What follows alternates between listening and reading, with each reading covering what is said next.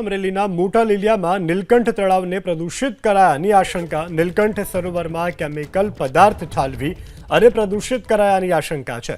લીલિયા સરપંચે ફરિયાદ કરતા પ્રશાસનની ટીમ પણ દોડતી થઈ છે। મામલતદાર સહિત પ્રશાસનની ટીમ સ્થળ ઉપર પહોંચી અને નીલકંઠ સરોવરમાંથી પાણીના સેમ્પલ લેવામાં આવ્યા છે।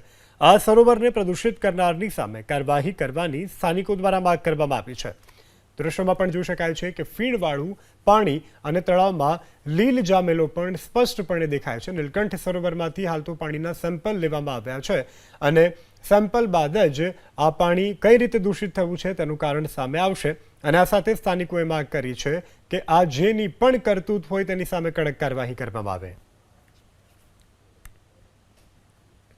અમરેલી જિલ્લાના મોટા લીલિયા ગામનું જે નીલકંઠ સરોવર છે તેમાં કેમિકલ નાખ્યા હોવાની આશંકા હાલ ગ્રામજનોને સેવાઈ રહી છે।